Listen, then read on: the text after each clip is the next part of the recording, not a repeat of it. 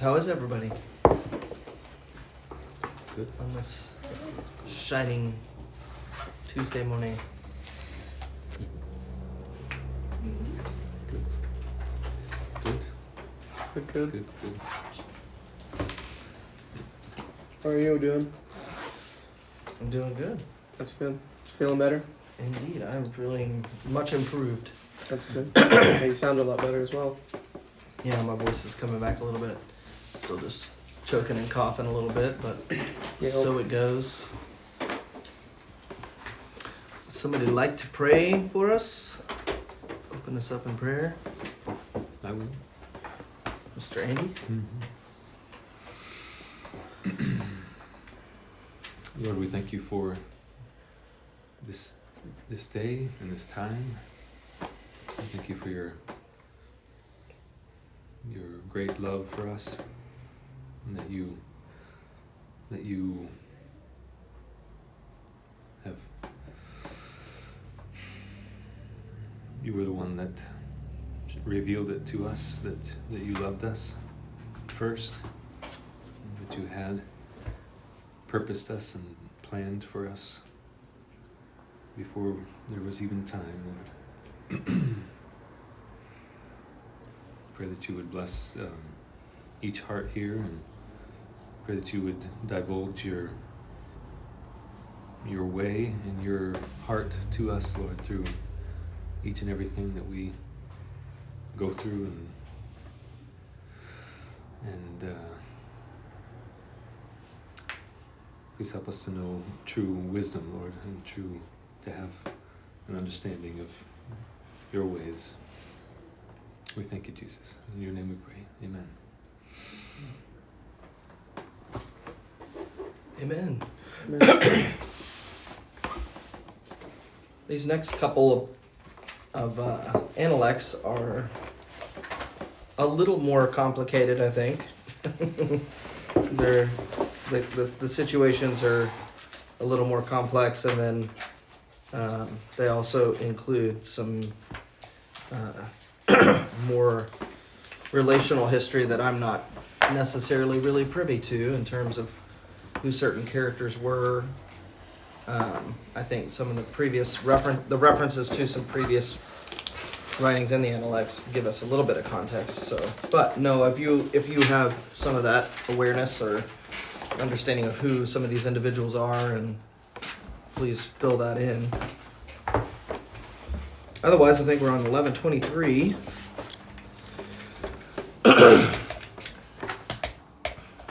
And so I'm going to have, who didn't read? Did we mix up? I can read this part. Who read last week? I don't remember, but I did. You two did? I didn't read.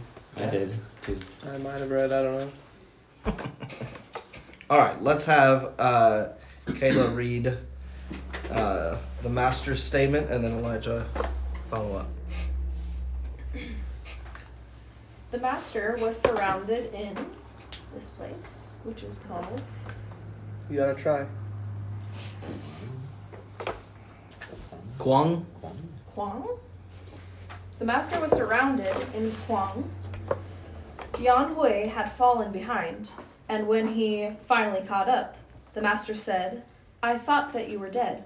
Yang Hui replied, "As long as you are still here, master, how could I dare to allow myself to die?"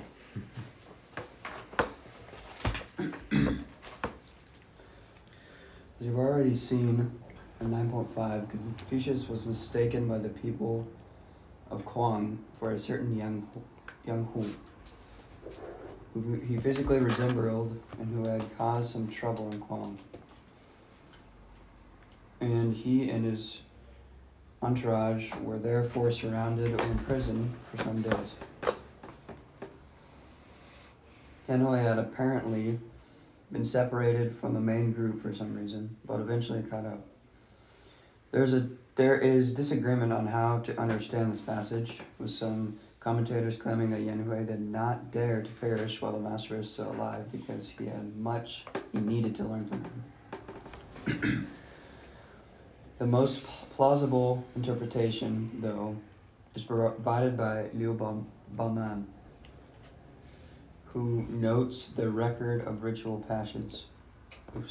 Who notes the record of ritual passage. When one's parents are still alive, one cannot pledge one's life to a friend. And observes that Yan Hui served the master like a son serving a father. And thus, since the master was still alive, he did not dare to get himself killed. He therefore probably hid himself to escape harm, or took another, more circuitous route to avoid capture. And this is why he was separated from the master and only arrived later. A telling of this story in the House of Liu Buwei supports this reading. So this is an excerpt from the Annals of Liu.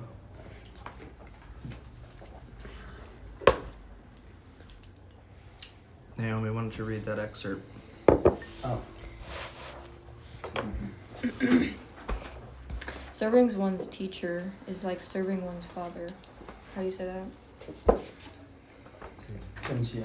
Xin Xue sent Master Xin Jing. Jing on a mission. When the time for him to return had passed, he still did not appear. Everyone who saw Xin, how do you say that again? Jingxi. Zenshi asked him, "Do you not fear for him?" Zenshi answered, "Although he may be in danger somewhere, I am still alive. So how would he dare to perish?" Yan Hu's relationship to Confucius was the same as Master Xing's relationship to his father.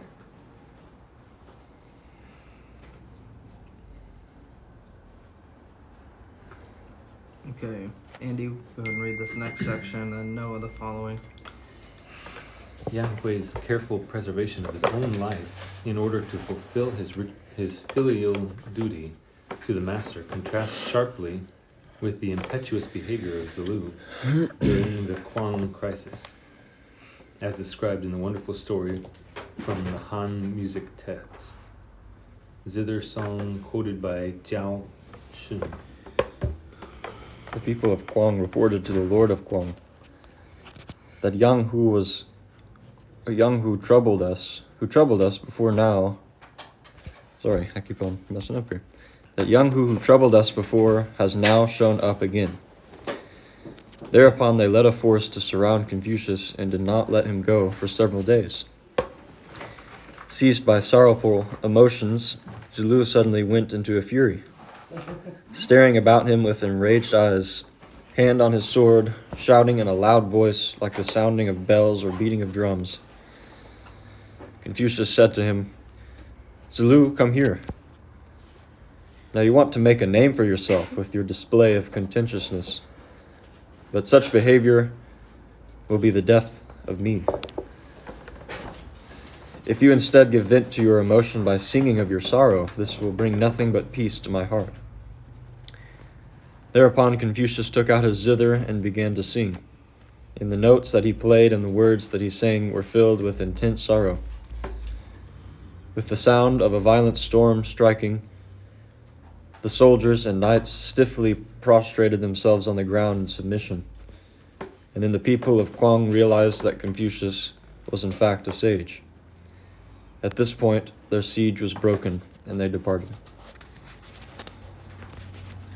What's a zither? It's on an instrument. So, is everyone understanding the situation here? So let's look at some names so that we're not confused. So the first is mentioning this younger gentleman named Yang Hui, who had fallen behind. Let's not confuse that with the person that was actually the reason that this whole thing happened, which is Yang Hu. Okay, so there's two different characters. Yang Hu had a following of his own. He had previously been in this city and caused a lot of trouble. Apparently, Confucius and Yang Hu looked the same. They had the same physical appearance. So when Confucius and his group of people, his entourage, came into this town again, some people saw him and thought it was Yang Hu and said, hey, here's this troublemaker. So they accosted him and put him under like a house arrest for several days. And that's what caused these two different, we see a couple of different responses here as well. The first is mentioned, that's Yang Hui, who fell back but came, and he's the one that said, how could I possibly let myself die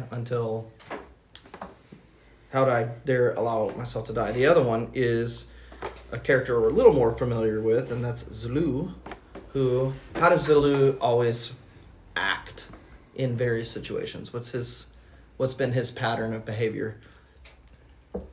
Seems a little hot-headed. Really over passionate, zealous.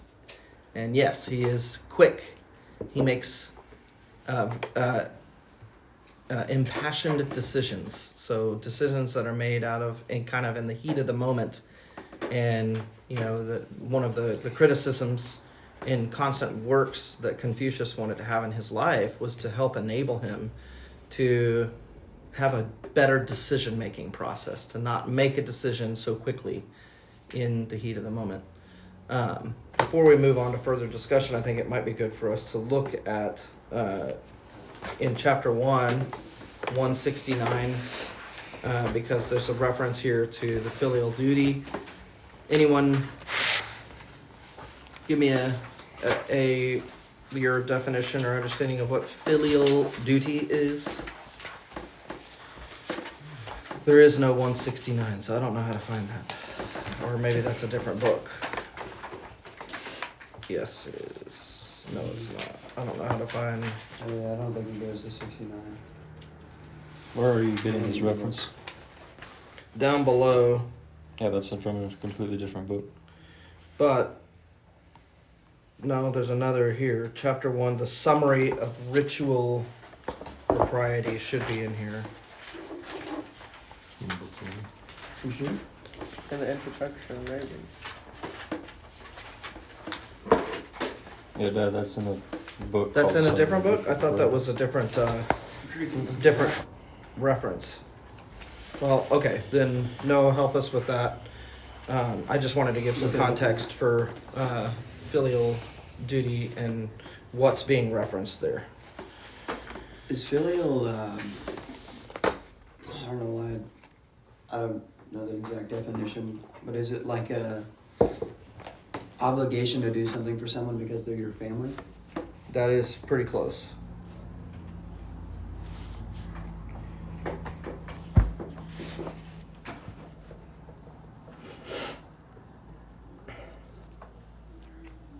So the initial description of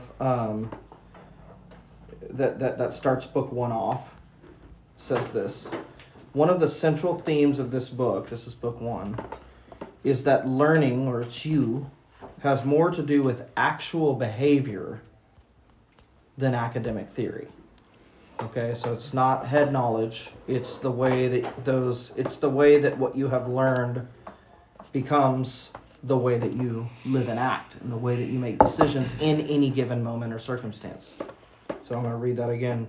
One of the central themes of this book is that learning, so this is the process of learning. Learning has more to do with actual behavior than with academic theory. And that virtuous public behavior as an adult is rooted in such basic familial virtues as filial piety and respect for elders. So the literal translation of that is being a good younger brother. So most of this, a good portion of the fundamentals of this, the wisdom that is shared and how to be a good brother, a good son, is in essence what's being described there. Talks about the respect, honor, and care that you have for, yes, your parents, and also your elders. So I don't know if you guys have looked at many traditional Chinese paintings and other things, but you always notice that they're basically look like they're bowing to one another, and it's a physical posturing in the painting that's a reference to the culture of shared honor and respect. But then there was still honor and respect that was given to a greater measure of preference when it came to your elders and your parents in particular. You have more to add on that, and in this concept of filial duty and filial piety? I found what you were looking for, Oh, good. at least. Well, maybe that would be helpful context. Or did you read it at all? This book is basically like a series of do's and don'ts. Set up a little bit like the Analects are, so where it's like pithy statements. I got you. The one in which this is cited says, "A filial son will not do things in the dark, nor attempt hazardous undertakings, fearing lest he disgrace his parents. While his parents are alive, he will not promise a friend to die with or for him, nor will he have wealth that he calls his own." And there are many other around it, before and after it, that are also speaking of on a similar subject. So in the first book, there's a lot described about filial piety and duty. If you've been through, I know that you have, Elijah. I'm not sure has Emmanuel gone through the first part of this book with you guys? Yeah. So you'll remember certain things like what were just mentioned here. Filial, by definition, is this. That is what is relating to or befitting of a son or a daughter. So that's the definition of what filial is. So filial duty is, what are the duties of a good son and daughter, and specifically related toward their parents, but and toward an elder. So in this Analect that we're reading today, we can see that Yang Hui is treating Confucius as a father, and the next one we're going to see some division between. I really look forward to that discussion as well, because it's really looking into some real life situations. Like one of the disciples passed away, and Confucius was not in agreement that there should be some sort of lavish funeral, but they did it anyway. And the difference, but Confucius then basically said, then I can't play this role in his life, because he recognized the difference in relationship between himself as, in essence, a spiritual father to this young man, but his physical father, his biological father, was insisting that there was a lavish funeral, even though that was not fitting to the life that his son had chosen to live. So that's interesting to observe, not just to mark the difference, but to see the difference in relational dynamic, and where even someone like Confucius, who had such a direct influence over, I think, probably the greater portion and substance of that person's life, that being the way that they lived, ultimately, he had to lay down his own preference, or, that for that situation, because of the nature of the relationship there. So do you think Confucius in that person's life had more of a filial love with that person than he did with his actual dad? Possibly, but in his death, there's no way for him to express that, right? So what he was, so did Confucius feel like he should have had that, like, why didn't Confucius want to be a part of that funeral? Or didn't want it to be that way? Because it was not appropriate for a gentleman to be honored in that kind of a lascivious way. It's over the top. Mm-hmm. That wasn't befitting of the life that he lived. It wasn't representative of that so life. his dad didn't even see that though. Right, so He he saw it as his son wanted dying. to celebrate his son in Yeah. a certain way. we'll get to that. That's a future reading. Let's come back to this.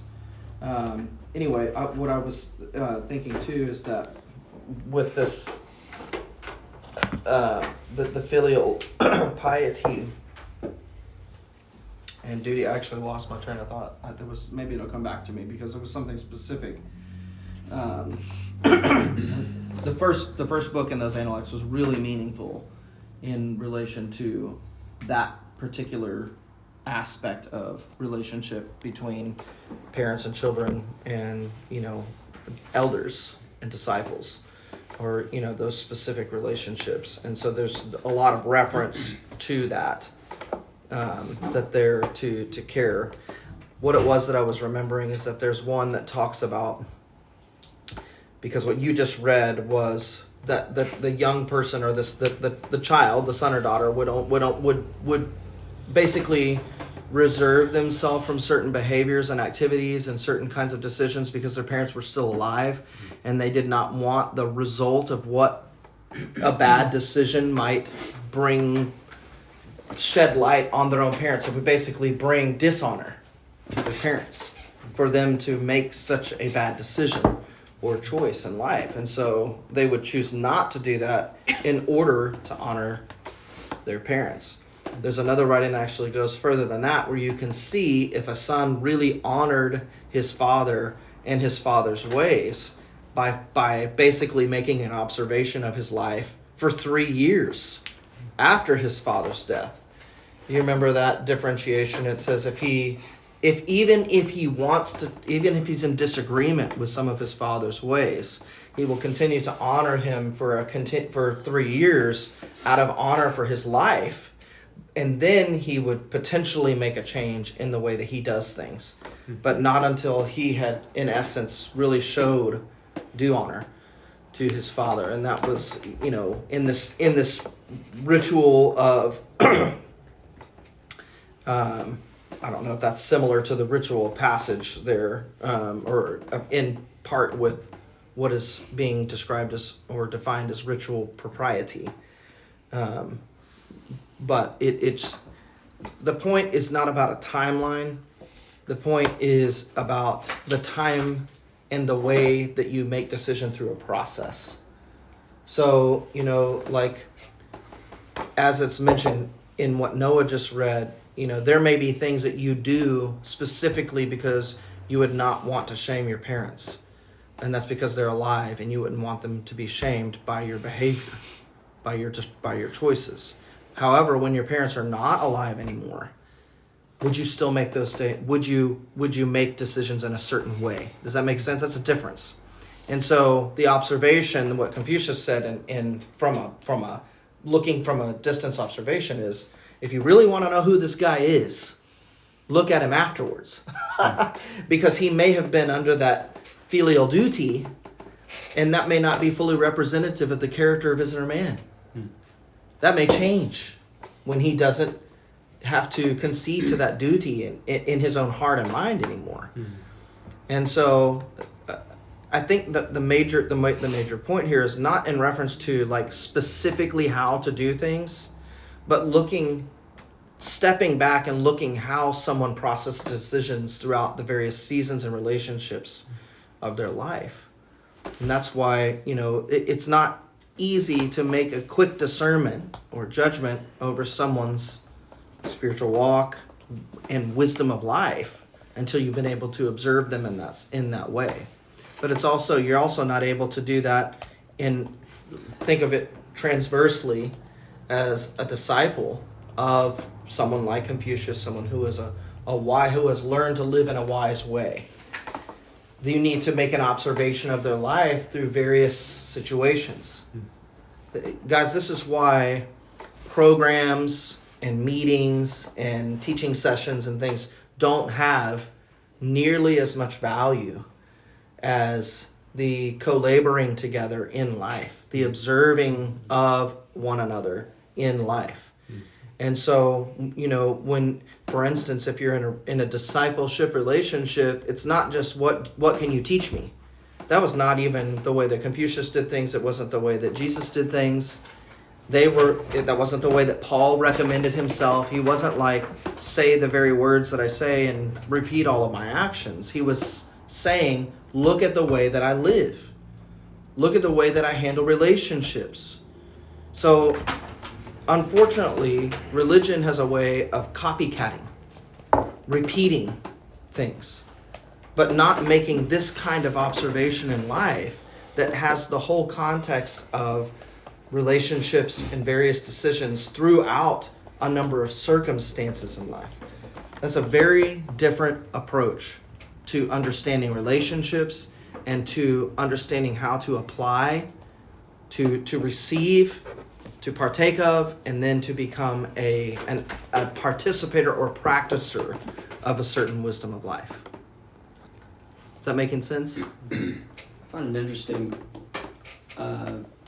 Noah, Confucius never had like children, right? He did. He did? Okay.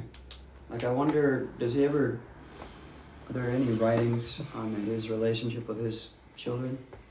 Not anything as extensive as those with his disciples. I mean, there's one that I know of where the relationship between he and his son, actually, I don't remember his name, seems pretty, it seems on the outside very cold, actually. Not as in there's no love per se, but that the honor shown by Confucius' son to Confucius is just very, very strict, and the way that it's adhering to the system of honor or of propriety. Because I think in the instance related, I think in one of the Analects, I don't remember which one, I think his son is asking him about how the book of Odes should be read, and Confucius gives him an answer. And like it even goes into the detail of how the son postured himself while asking the question. Like Confucius was sitting and his son was standing at a distance, and after asking the question, the son promptly bows and then walks away or something like that. But yeah, there's nothing very intimate there, as far as I know.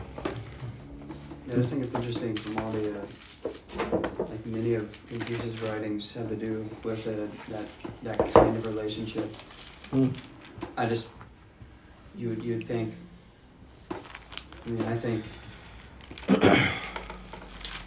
I think a relationship between a teacher and a student has obviously some great importance, but isn't a father-son relationship is kind of a teacher-student relationship, because a son wants to learn his father's ways. Mm-hmm. But I don't know, I just find it interesting that there wouldn't be more of that relationship represented in Confucius' life. Maybe that wasn't his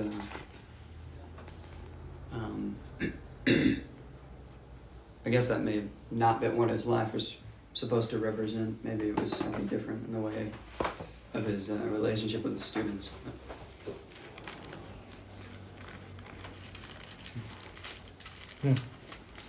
Yep, I don't know much about that because I don't know much about that relationship. I know that those things can be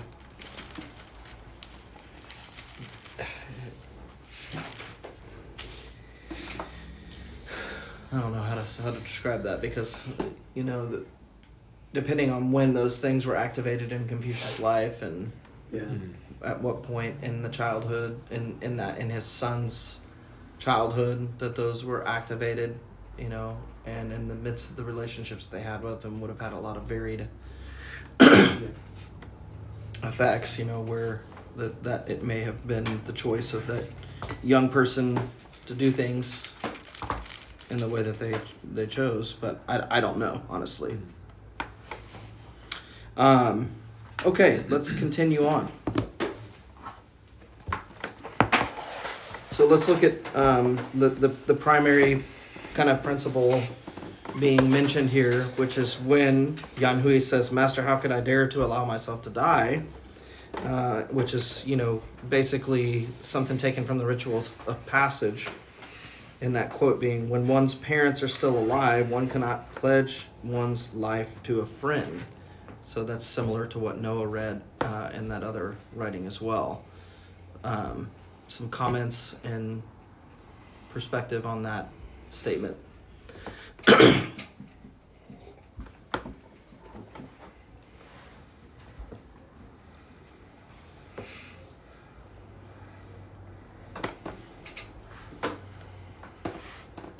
You don't see, nowadays, you don't see anybody that's serious about relationships, and like you were talking about, like considering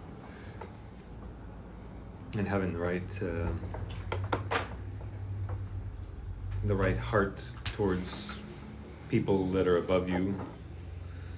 Like nobody's gonna nowadays would give up themselves, like unless they're in a religious setting where they feel like they have to as part of the religious setting. No one's going to give up their life that way, where they would consider their life as meaning something, or consider the way that they do things, in that relationship. There's nobody that's.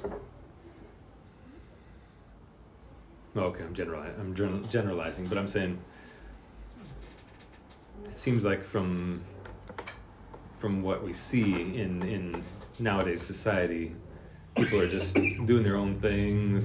It's like all however you want to build your life, or the parents are like, go ahead, kid, go do your thing. Now you're old enough to make some decisions. You go do it. And here's my ideas of how things should be. This is what I've learned along the way. You go do it. And then the kid just goes off and does his own thing and starts his own way. But having somebody above you and respecting them and thinking about how that relationship works and thinking about what your life means in that relationship.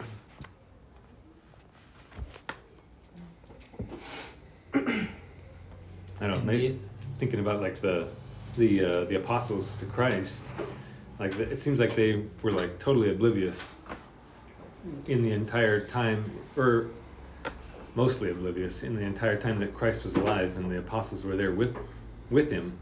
It seems like they were pretty much oblivious to what was happening and what God or what Jesus was trying to do in their lives. And then after he left and the Holy Spirit was given, then it was like they were opened up to the things that he was actually teaching them. And then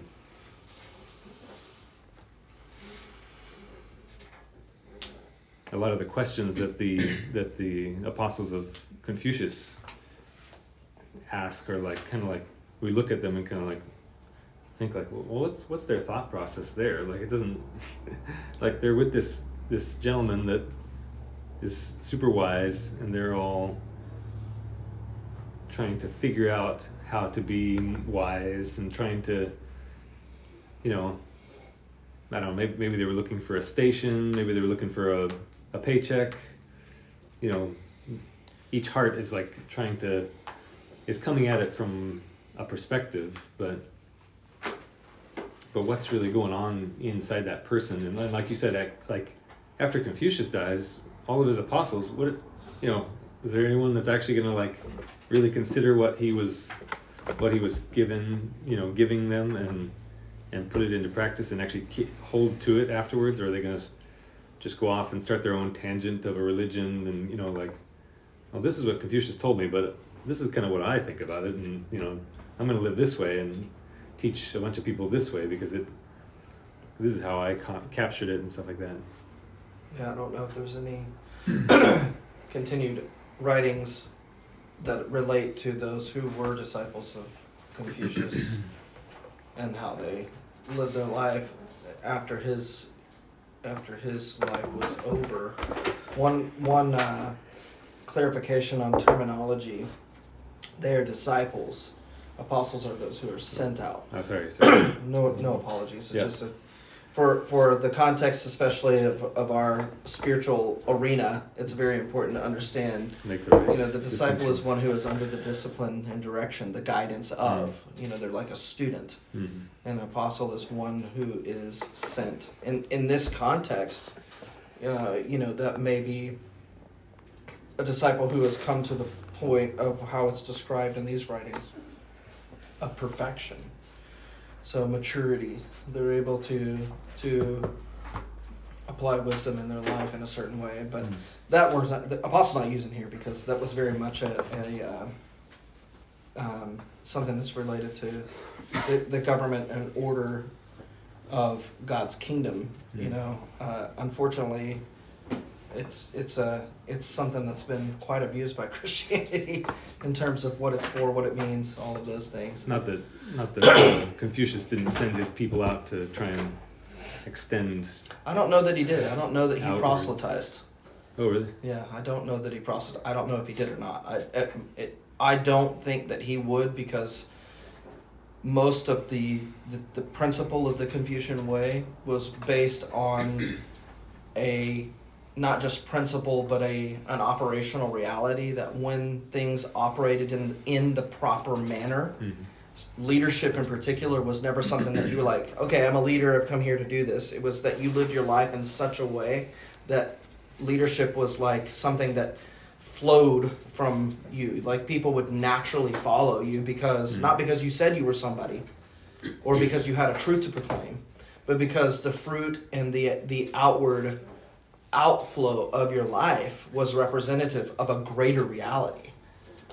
And Yeah, you're not just trying to send somebody out to continue giving people a book to read and teach them something. It's like, and then when those people recognize that, then they're going to come. This is very much like some of the prophecies that are given in the scriptures related to God's people and how they will operate as a representation of God's life, God himself.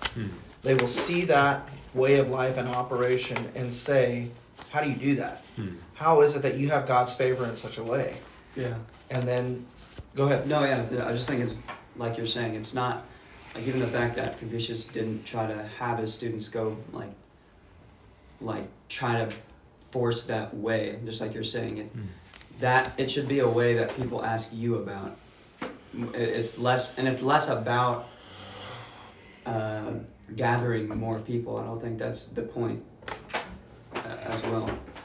But yeah, I mean, I think that's pretty Well, we can see how this worked out even in China, Yeah. because they tried to, in a sense, institutionalize the Confucian way, and it underwent these really dramatic, detrimental changes, and it became meaningless. Yeah. It just became like this background noise in their culture, but the foundations of it and the source of it was really something that was really helpful, beneficial, had potential. But that's something about wisdom that the modern ages and cultures, or more educated and developed cultures, never really can grasp, is that they equate the reception and acceptation of knowledge to wisdom. It's not the same. Yeah. And that's part of what is mentioned in the very first, what I read in the very first of book 1. Learning, having learned, the capability to learn, has nothing to do with academic theory. It has everything to do with actual behavior in life. What does that come down to? How do you do relationships? How do you make decisions? What are the passions and pursuits of your life? Because those are obvious in your behavior. So that's where we get these phrases like actions speak louder than words. Why? Because it doesn't matter what you say if what you do is always in opposition to what you say. Walk the talk, right? Don't just talk. So we hear all these things, but now we've heard those so much that we've glazed over the pungency of that truth as a necessary operation, outworking of power in our life. We still, in our minds today, we might think about a discussion like this and say, oh, I've got it, because I have some understanding about that concept. I get it.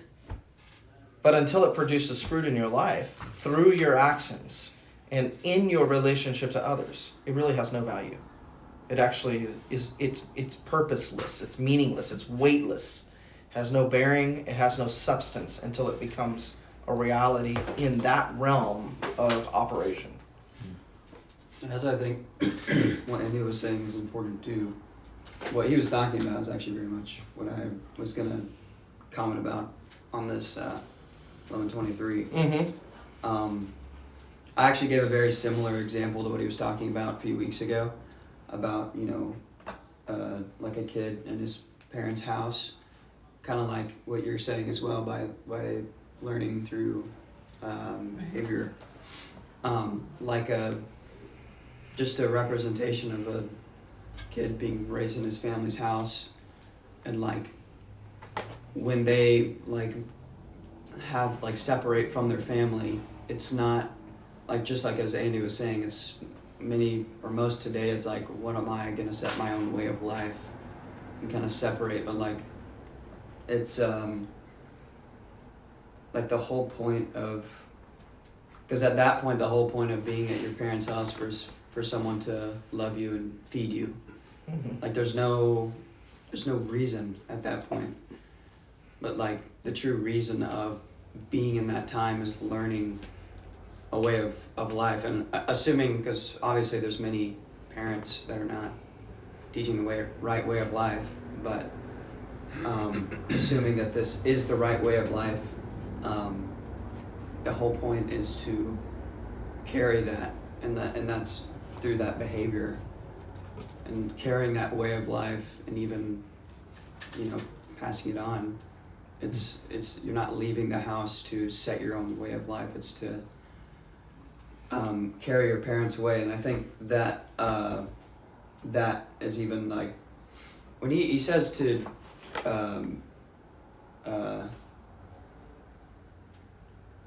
what does he mean by pledge your life to your friend, when he says when don't do it while your parents are still alive? What does that mean? Pledging your life to a friend. So in other words, you would go out of all the way of everything that's involved in your life to be a help or to be an assistance for your friend, even unto the giving of your life for them. I see. But that's, it's saying you have other relationships that have a greater priority, and while those have their place, then you should not pledge your life, because then you're divided. Right. Yeah, and I think that goes kind of with what I'm saying as well. It's that it's not diverging from that other way. Your parents are still alive. It's almost like you're discontinuing that upholding of your parents' way when you're kind of diverging from it. And obviously that has more to do with just respect or honor, because although that's kind of what we see in Confucius' writings, it's really about the way the Lord or God wanted his people to do things. And it also represents how he wants us to represent his way, and I think that's where it kind of represents how maybe Christianity has represented God's way, because God very specifically taught people through people that he gave wisdom, and then maybe some people received that but then kind of left the house in the way of trying to represent that in their own way and not carrying a wisdom that was given from the Lord. Yeah. I don't know if that is making very much sense. I mean, I can understand what you're saying in terms of how things could have, in a sense, gone off track. Yeah. Through certain generations. I think it's important for us to understand too that this concept, although it may have been interpreted in certain ways to be more localized to an individual's family, and your family unit, your family nucleus, there is that aspect of it, but there's a greater principle at work here, especially in the family of God, because we have one, we have an eternal Father. And so, and that is a relationship that takes a greater priority and propriety in our life. And so, than our earthly lineage. However, the scriptures are very clear in reference to a very similar principle in relation to filial piety and duty. Can anyone think of where that's spoken about in the scripture? Filial duty? Honor your father and mother. Honor your father and mother. It's mentioned several times. It's one of the 10 Commandments. It's mentioned again in the New Testament. And what is the? It's. What did I say? It's one of the first blessings with whatever. It's got a blessing attached to it or a curse, which is what? Honor your father and mother, and what? So that your days can be long. So you will have long life. So there's the reference to us. We don't know. We don't take time to really think about what it means to honor, and what honor and reverence and respect are in relationships and in various realms of relationship and appointments. So, but there's an underlying principle that goes beyond all of those spheres of relationship, whether it's the biological sphere, the spiritual sphere, or the the friendship or acquaintance sphere. There's a principle referred to them. Your descriptive way, Andy, of saying the way that the disciples did things and others is right on the verge of touching the essence of this principle. So I want you guys to just juxtapose in our last few minutes here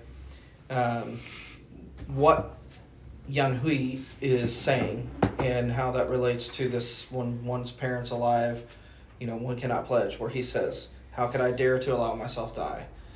So the writing says there's a difference in opinion on what this means. It means, well, he still has more to learn, right? And the other side is, well, no, he has someone to look after, to care for as long as they are. So he would not want to die and be able to care for his master, who is in like a fatherly relationship to him.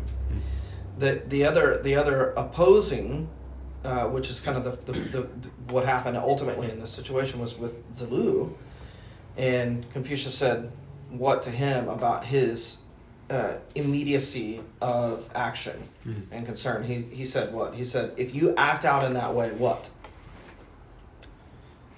It'll be the death of me. It's going to be the death of me. So, Directly to. you guys make some comments on that, but there's an underlying principle here that I want to get to. But in those two, that's kind of the dichotomy that's here. But they're both pointing at the same thing. So any other thoughts related to that? To how could I dare to let myself die? And that the dichotomy of that situation that we see with Zelu, where he wants to act out. Well, it'd be the kind of the death of Confucius, because it's it wouldn't be representing what Confucius taught Zelu, right? It would be. Oh, there was quite a literal thing there. If you start taking if you take your sword out and start swinging it at people, that's gonna basically confirm in their minds that they've got a criminal here and they're gonna kill us. So it's pretty blatant. Yeah, because they thought he was someone else. They thought he was someone else. But then what happens when Zelu takes his advice, and they pull out the zither and they play the song, and then everybody's like, oh man, this is a different guy altogether, because he's in this situation and he acts this way. Ladies, any thoughts? I'm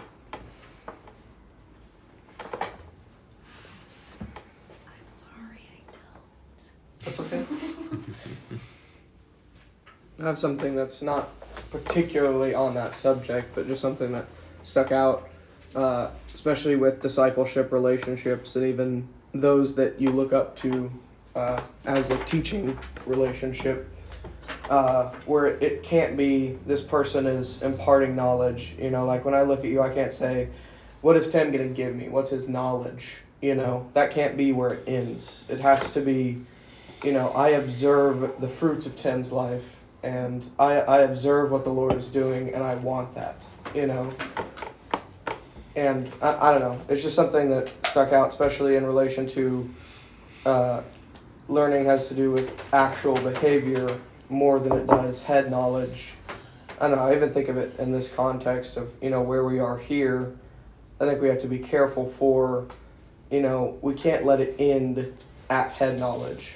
We can't let it end, you know, I've been imparted this, you know, I'm going to take notes, and that's where it ends. You know, learning is really in the practice, and I even think of that in the relationships we've been given. And that practice is not here in this room. That practice is in life. It's at home. It's in your bedroom. Mm-hmm. It's in the kitchen. It's at work. It's in the car, on the road.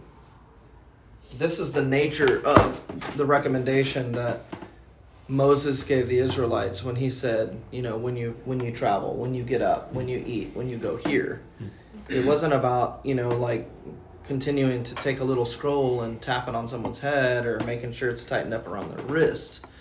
The attachment description that's given in the scriptures is that these are principles of life that should always be at work in you in every situation and in every place. And so the reminder that a parent gives isn't you know, and you know, let me write something on you so you remember. It's that they themselves carry that way of life, that culture, in everything that they do and everywhere that they go. If they're one of the greatest dichotomies existing in the midst of the cultures of mankind is the dichotomy between how we are in our personal space and how we are outside that personal space. And young people can see that. Do I act differently here as a parent than I do over here? Or, you know, is there a principle of light that governs the way that I think and do things that is pervasive in every situation of my life? And that's where our brother Emmanuel has even said to you, young people, hey, if you see that dichotomy in your parents, you better call it out. Because that's not acceptable. That is not conducive to the formulation of this culture that's appropriate for, that is what God says is the makeup of the way that his household functions. There's no outside. There's no differentiation. So those are good discussions to have, not because you're like, aha, you know, you did something wrong, but because this is meant to be a pervasive reality. It operates in every sphere of relationship that we have and in every realm of relationship and circumstance. So as we close up, what the underlying principle that I wanted to touch on in relation to Yan Hui saying, well, I couldn't let myself die, and Zulu saying, hearing from Confucius, if you do things in that way, it's going to be the death of me. The underlying principle in something that is very much connected to not just filial duty and relationship, but to all the nature of all relationships in life is this: that what we do and the way that we do things does not singularly impact our own life. Why would Yan Hui not allow himself to die? Because it would have some sort of adverse impact on Confucius' life. He understands that. See, do you see how this connects with that? The whole principle that Noah was saying, that the child would not want to make certain decisions or do certain things because it might dishonor their parents. What do they realize? If I do this, the impact is not just I made a mistake. It is that I dishonor my parents. So that there's a concentric ring of impact on all the relationships in our life with every decision that we make. Your decisions and the ways that you live are not only affecting your life. They affect all of the lives around you. Every single decision, every thought, every desire, every preference. Yet we think, oh no, this is just about me. This is just something that's my own good choice or bad choice. This is for my benefit or not. Can you not see this in the scriptures as well in relation to what the impact of various circumstances and relationships are on the body of Christ? When one suffers, what? All suffer. When one rejoices, what? All rejoice. So transversely with Zulu, if you act out in that way, are you thinking about the impact that that's going to have? That your one singular act of passion is going to have on the lives around you? That's what Confucius is saying to Zulu.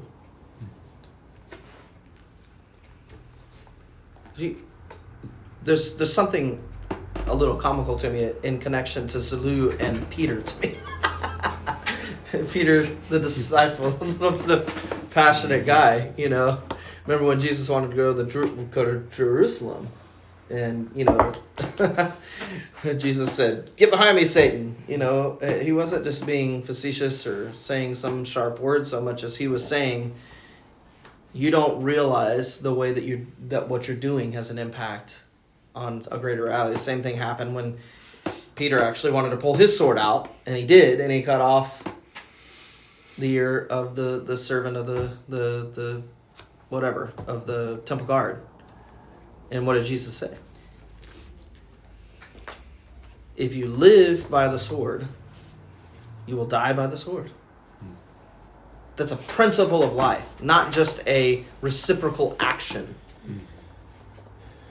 And we need to think about how the reason that it's important for us to understand that is because we need to connect that to our current relationships. We've had various decisions made in this arena with other people. And people who have thought, well, the decision that I'm making isn't going to impact other people that much. You guys just keep on going. But does it impact people or not? Yeah, dramatically, continually, perpetually. So there's no singular decision. There's no decision for me. I need to do this for myself. That I'm not saying that people cannot or don't do those things, but to do those things with the idea that it's not going to have consequence and impact on other people around you, that's really foolish to think that. And I think that's the primary principle here about this, the record of ritual in that passage that says when parents are alive, one cannot pledge his life to a friend. Why? Well, how would that affect the various relationships that person is given to? And there is a time and a place for a changing of relationship and the order and propriety of relationship as well. Those changes do happen in life. But regardless of whether it is your biological parent or friend or spiritual father, the decisions that you make are connected to their lives. So we can also think of it in a different way, not just the impact or the effect of your choices, decisions, preferences, and ways on other people, but that they are connected. They have that there's a bearing that they will have that will include others. Noah, some thoughts as we close? You've been pretty quiet today. It's not like related to the principle that you brought up. That's fine. But I was reminded of an ancient Chinese philosopher who I think even preceded Lao Tzu, who himself preceded Confucius, so he's a really old one. He's known as the philosopher of self-preservation, which doesn't really carry that great of a connotation because it seems as if he would be completely concerned about his own survival, which is really how he's been understood. But there's a story where a visitor who knew him to be a sage came up to him and asked, if you would or would you sacrifice your life for the peace, the everlasting peace of the kingdom? He said, no, I would not. He said, if you would cut off your arm for the everlasting, to achieve the everlasting peace of the kingdom, would you do that? He said, no, I wouldn't. He said, if you would cut off your finger, just one finger. He said, no, I wouldn't. And lastly, he said, if you would sacrifice one hair from your head for the everlasting peace of the kingdom, would you do it? He said, no. And that was the I think the essential fable to describe that philosophy, and it was then thereafter understood to be something that had to do with one's own life and living out the fullness of one's years being what was most important in life. But I don't think that was the real point of even that dialogue that was had between Yang Zhu and this visitor. And it comes to mind because of Yang Hui having answered the master that he would not dare to die as long as the master was alive. And the relevance of the honor system in that is, I think, probably key. But it brings further to mind what say that one has over one's own destiny, which in the case of Yang Zhu, that ancient philosopher, had more to do with whether or not one lived or died as a consequence of his own actions. But destiny obviously has more to do with how long you live and when you die, right? But it has also to do with what you end up taking on in life, what you see as suitable or unsuitable for yourself. For instance, I'm sure there are many times in life where we kind of look to God and say, it seems like you have destined me for this thing, but I feel like I'm completely incapable, or as if there might be some mistake here. Obviously, I don't think we'd go as far as to say that God made the mistake, but maybe there's a mistake in our understanding of what God wants from us, which might be the case, but there's also the truth that what we misunderstand may not be what God has communicated to us in terms of our destiny, but how that actually looks like in practice. And when we begin to doubt that, I think we more often than not get to a place where there is actually a very evident short-sightedness on our part as to what we are to do, how we are to respond to the calling of the Lord on our lives, which I would say is very, very relevant thing to be considering in this time that we're in now. But hopefully you're seeing the similarity between that and what we even saw in this situation with Yan Hui and with Zilu, who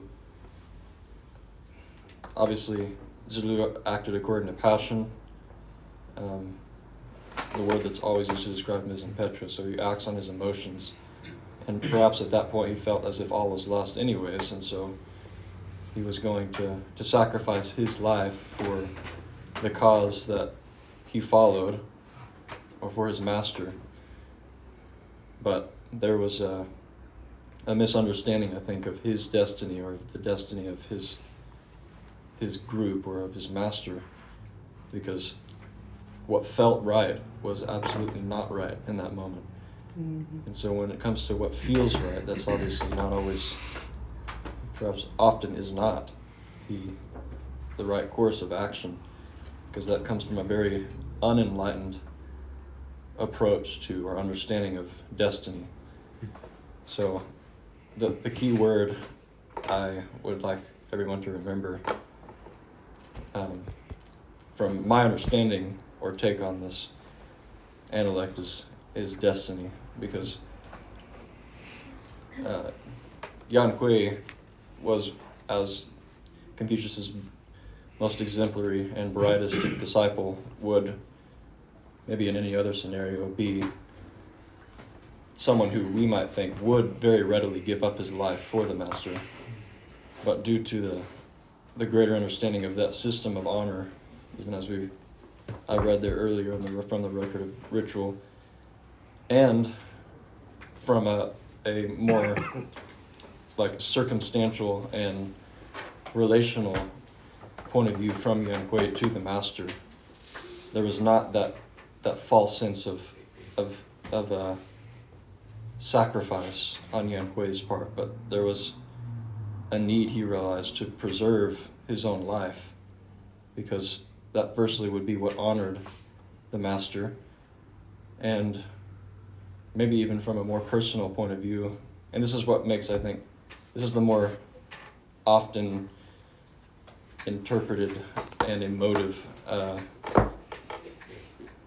take on this Analect, which I think was mentioned before in the beginning of that commentary. But Yuan Hui wanted to stay alive as long as he could because he relished every moment that he had with the master.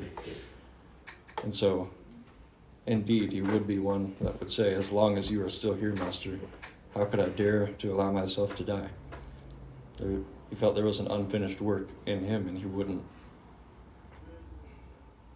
wouldn't do anything heroic even if it was for his master, if it meant that it would terminate the time that he had left with his master.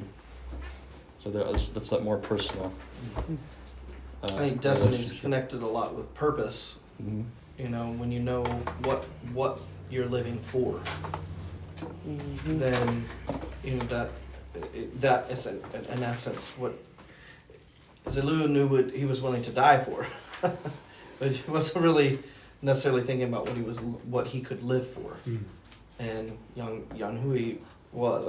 I hear the echoes of Paul's words again, where he says, "To live is Christ, to die is gain. But as long as I'm alive, this is what I'm living for." And there was no question about that. And that, I think, is the context which we want to think of, you know, the greater reality that we're living for. And that doesn't have to do with self. And again, to tie that in with the way that we live, that, you know, that has an impact on what we're living for. And, you know, God's not going to, his purposes are not going to fail because of our failures. But that will have definitely a bearing on the effectual outliving of his life in us. So, one last thing, it's interesting that Confucius did not deny Zelu's emotions. He recommended that he act differently on them. So he said, if you would take all that is in you that is wanting to act out in rage and vengeance and express it in a different way. Hmm. And so, you know, Confucius was still feeling the same, you know, I'm being wronged here, I'm being misjudged. But I'm gonna pour that out as a lament instead of as a vindication. I'm not gonna take vindication into my own hands, but I'm gonna lament and let it be what it is. You know, he was not able to determine or control the outcome of that situation, but his manner of expression indicated to those around him that he was a great man. You know, it uses the word sage here. That's a word that has been very, a concept that's been very abused in its understanding. But a sage, in this sense, again, we know, is not someone who sits in a high and lofty place and answers people's questions, knows all the solutions to life, and stands at a podium to puke out his wisdom. He's someone who walks it out in life, even if he's not aware of it. It becomes the active way that he lives, and the sage nature of it is that he bears good fruit. And the sage on a pedestal thinking quickly connects itself to the knowledge-based understanding of wisdom. That if we can know something, then we already have it. You do not possess it until it is born out of you. You might be aware of it, you might agree with it, but it cannot become a possession of your own. I could go on, but this is in Daniel 7 what is meant by